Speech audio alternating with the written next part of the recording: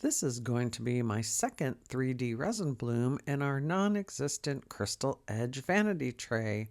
I'm going to be using Sun and Aronia resin inks and Castin craft white pigment paste. I mixed up about 8 ounces of JDiction low viscosity resin. I kept 1.75 ounces out for the white where I used 15 drops, and it left me about 6 ounces for the blue bloom area. 6 ounces. It's very early in the morning and I haven't gone to sleep yet, so if I'm tripping on my words, sorry about that. Here I'm fastly putting in a bunch of glitter and crushed glass in the center so I can start pouring my resin. I waited till the resin was about 39 degrees Celsius, and by the time I got around to the white, it was burning my hand. It was so hot. I know a few people have wanted this mold already. We're on version V2. I think this was V2. We had a V3. We're going to be starting on a V4 tomorrow. I'm just trying to make this mold as perfect as it can be, and I'm driving Kevin nuts trying to get it that way. But there I dropped in the Sun, which is yellow, and Aronia, which is purple, and I'm just kind of blending the colors together there. And of course, this is speeded up. I do not move this fast when I am creating resin projects. No one wants to see me doing this for 20, 30 minutes though, trust me.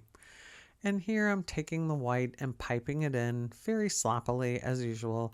But because it was so hot already, that white is so white, such a deep color. And it's not really moving either. But my blooms always work out, so I knew it would be a good turnout.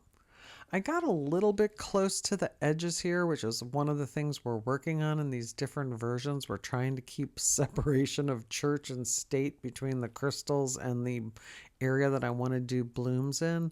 So it's pretty, but I did kind of leak into the edges of the crystals with this go around. And after that, I took my silicone pen and just started drawing in. Oh, nope, I was fixing a big blob there. Don't know how that happened. And now I'm just kind of drawing lines in from the edges to kind of blend the colors.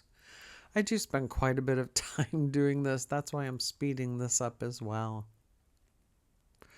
And like I said, this was Memorial Day weekend. Oh my God, I've never had such a 3-day weekend take so long. I feel like I've lived through an entire week and we didn't even do anything except work on mold. So I hope everyone else had a better time than we did. They're still blending out some of the colors. I figured I'd use less colors. That's why I only used 2, the yellow and the purple together. The first one I did in this, I had Sweet Cherry, which was a pink. That turned out well too.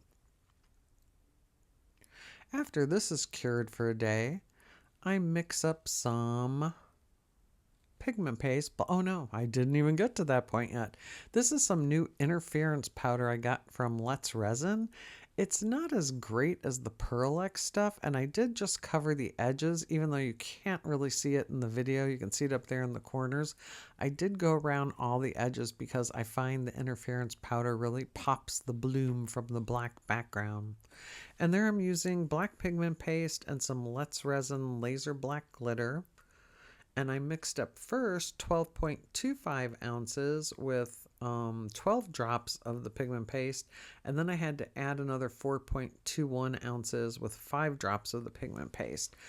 This is because I don't have a glass big enough to mix up 16 ounces of resin. So there's the big amount going on the back, and then I'll add the 4.21 ounces to fill it up. And then like magic, it's the next day and time to demold.